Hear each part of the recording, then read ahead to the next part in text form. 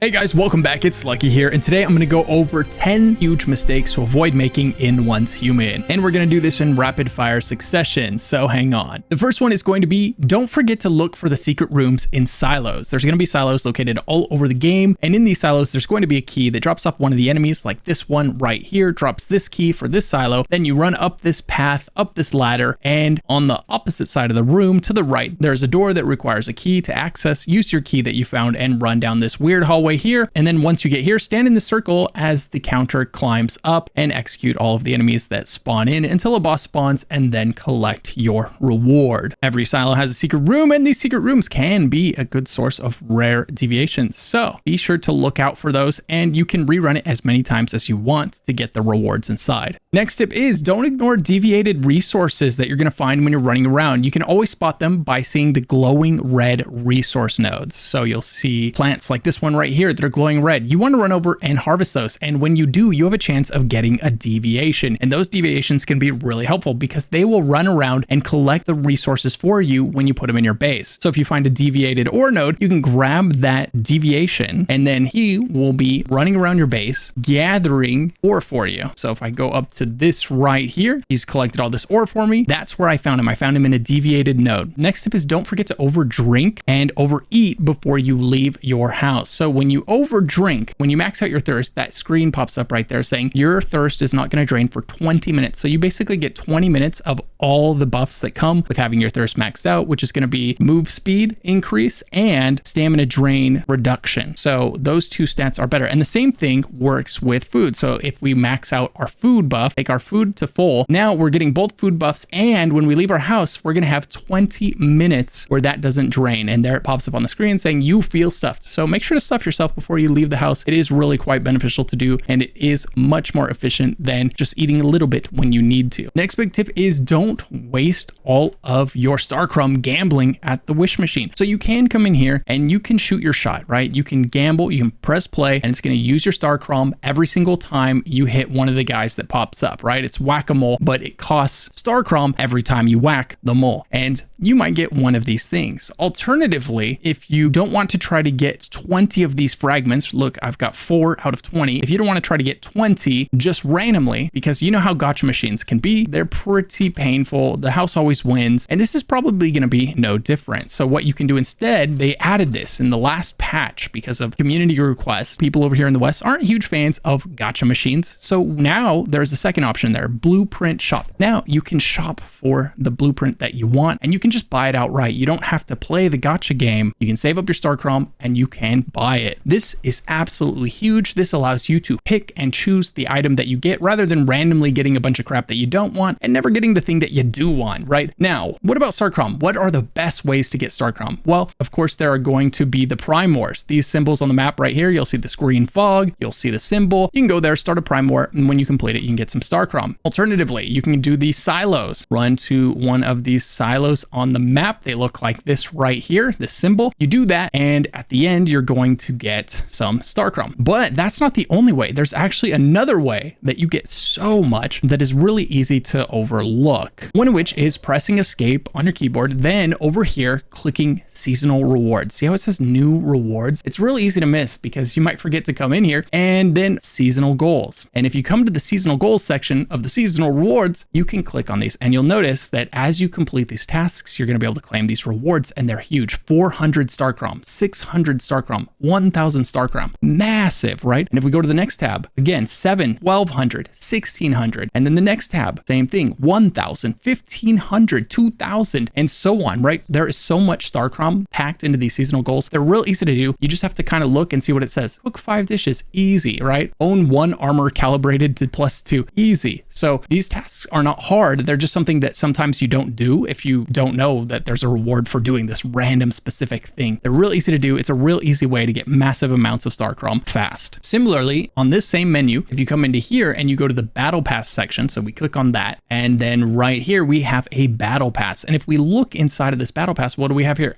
Stardust, something we need. Star crumb, something we need. And this is the free battle pass, by the way. All of the resources that you get, 1000 star crumb, all of these resources are on the free track. The paid track down at the bottom is only cosmetics. So far, this game is monetized so incredibly fairly. early. This is what we love to see. I hope it stays this way because right now it's pretty awesome. So you can get StarCom for free from the Battle Pass by working your way through this thing. And as it says here, when you gain level XP in the game, you're also gaining Battle Pass XP. So how do you progress through your Battle Pass? Just earn experience by completing quests and killing enemies and all that good stuff. The last thing I want to mention about collecting StarCom before we move on to the next one is your journey. So you press J on your keyboard, it opens up your journey menu. There's a bunch of tasks in here, and these are all things you should do anyway. You're going to need everything that it asks you to make in here. It's just that you might not need it right now, but you will eventually need it. So none of this is a waste of time, not only because you're going to need the things it's telling you to do, but you're also going to need the StarCom and the controllers that it gives you. You're going to need both of these, and you're going to need a lot of it. So doing the journey is a massive and efficient way to get a bunch of StarCom added to your collection. Now, speaking of earning XP, the fastest way, and it's not even close, the fastest way to earn XP is to come to this guy right here. He's got the clipboard over his head. He's in every town, or a version of him is somebody with a clipboard over their head. You talk to them, and then you've got your weekly commissions. So every week you can do 5 of these. You can pick 5. They all give you exactly the same reward. So the trick is to pick the 5 easiest ones. So making 20 dishes, that's easy. We'd pick that. Smelt 70 ingots, cake, we'll do that. Drive 5,000 miles, we're going to do that on accident. Of course, we'll take that. Take 5 pictures. This was the easiest one of all. You open up your camera, you take 5 pics, you're done. You don't even have to save the pictures, by the way. Just take a picture, press escape, take a picture, press escape. You don't have to save it when you take the picture, and use any activator. Okay, cool. Now we have selected 5. If you choose one and you regret it because you're like, oh, actually it turns out that's pretty hard to do, you can click it. Now it's unselected and you can pick something else instead. And you can do this every single week. And if you're starting the season late, you don't have to wait a week before doing the next week. So if the season has been out for 3 weeks, you can do 3 weeks of commissions right away. You'll be able to unlock week 2 as soon as you complete the week 1 commission. So you'll do 5 week 1 commissions and boom, week 2 will be available right away. You'll do week 3 and then boom, week 4 will be available after 4 weeks, right? So it is a bit of a catch-up mechanic for those people that are behind, and everybody else is going to have to wait 1 week at a time to do these. Now, the next tip is don't sleep on the jelly deviant. That one down there, if we press E and hold it, and if we're in battle, the reason this is great is because it heals you over time. It'll take you up to full health and it will keep you there. So this, you can just cast it like so, throw it on the ground, and as long as you're standing near it, it's going to be healing you in battle. This is a phenomenal tool. It lasts for a while there, and then when it runs out, it's going to have a little bit of a cooldown. You can use it again in a couple minutes. What that means is this is a free heal anytime you want it, anytime you need it, and it will really cut down on the number of activators that you're going to need to use to heal yourself. The next mistake to avoid making is taking advantage of sets. So a lot of the gear has sets. Legendary items have sets. Non-legendary items have sets. There are set bonuses for all of these gears here. And the nice thing about them, like this hat right here, we get 8% move speed just for having the 1-piece bonus. So if you want to run around 8% faster all the time, this is a nice little piece of armor to have. Whereas these boots here are giving us increased reload speed. So those 1-piece bonuses can be huge. Don't underestimate those. Don't just look at the stats at the top and be like, oh, bigger number, better. Sometimes those set bonuses down below, oftentimes those set bonuses are huge. So take advantage of them. The next big mistake to avoid making is see these side quests here. A lot of times you're going to look at them and you go, oh, are these worth it? These little dinky side quests, I completed it. It only gave me 500 XP. It doesn't feel like it was totally worth the time. However, that's not really the reason you're doing these. The reason you're doing these is for the Stellar Planula and the Eclipse Cortex. Now, this Eclipse Cortex is going to be able to be converted into Stardust, which is going to be very useful for your character. You're going to need lots of that stuff. So these side quests are something that you should absolutely do. You might as well do them when you're running around in that area. It's only going to help you in the long run. It's going to give you a resource that you're going to need a lot of. If you're ever looking at a quest and you're wondering what the rewards are, but you can't see what those symbols are, just hold control and now you can move your mouse over the items and hover over them for any quest. And you can do that before you even do the quest if you're curious what those rewards are going to be there. Similarly, you can hover over the anchors and see you're getting Stellar Planula, you're getting your Stardust Source, and you're getting Beryllium Crystal. Something else you're going to need a lot of is that beryllium. So likewise, when you run through these zones, it says you only need X number of anchors. I highly encourage you to grab every single one while you're in that zone. You will get to a point where the thing you don't have enough of is that beryllium crystal. So it's an easy way to get some. And then later in the game, it's going to be giving you the vanadium crystal and so on. You're always going to want a bunch of that stuff. The next huge mistake to avoid making is not upgrading your mods. You're going to get tons and tons of mods as you play this game. And a really easy way to upgrade them is to disassemble any of the ones that you don't love. So if you get a bad one or one that just doesn't really work with your playstyle, take it to your disassembly bench and disassemble it there. You'll get these mod materials right here, weapon mod parts or armor mod parts, and then you'll be able to use those to enhance it and level it up and unlock further buffs. So at tier 2, it's getting this. At tier 3, it's getting this buff, right? So definitely take advantage of that. Definitely enhance your mods if you get good ones that you like. As much as you want to hang on to all of them, they're not doing anything by sitting in your inventory. And you can get mods real easily by doing silos. So if you go to one of these silos here and do it, you notice that you get armor mod parts. You're going to get tons of these, and you can run this over and over and over, getting armor mod parts. And it only takes a second to run through one of these things once you know the route, especially if you go through one that's a little bit lower level than you are. You can fly through there, grab the rewards at the end, and get tons of armor mod parts fast to upgrade your mods. So don't feel like you need to be frugal with upgrading your favorite mods, because you have tons of mod parts in this game, and they come in easy and they come in fast. None of the resources in this game are terribly grindy. This game gives you a fairly easy way to get everything except possibly Star Crom. Once you've exhausted all the seasonal rewards, the journey rewards, and the battle pass rewards, the Star Crom is a little bit harder to come by. The next huge mistake is using this bed for the entire time you play this game. If you ever have the chance, if you ever find a blueprint for a bigger bed, whether it's being sold from one of the NPCs that sells blueprints, or you find it out in the wild, use it and craft the bigger bed immediately. This bed, when you lay down on it, it's going to slowly recharge your health and remove your insanity. However, the bigger bed does it almost instantly. It's infinitely faster. So as soon as you're able to get the bigger bed, definitely take advantage of that. Your bed is no different from just about everything else in this game. If there's a first version of it, there's probably a better version of it out there somewhere that you can use. And if you're enjoying this video, do like the sign on the wall says, and hit that like button or subscribe for more of this type of content. Now, these are 10 huge mistakes to avoid, but what about the 10 things I wish I knew sooner when I was playing Once Human? To find out what those 10 items are, click the link popping up on screen right now. Or you can also find that same link in the description of this video. Massive shout out to my YouTube members. If you want to become a channel member for perks like special access to a private Discord channel, behind the scenes footage, and so much more, click the join button below or click the link in the description. Thanks so much for watching. And if you're not sure what to do next, check out one of these Once Human videos popping up on screen right now.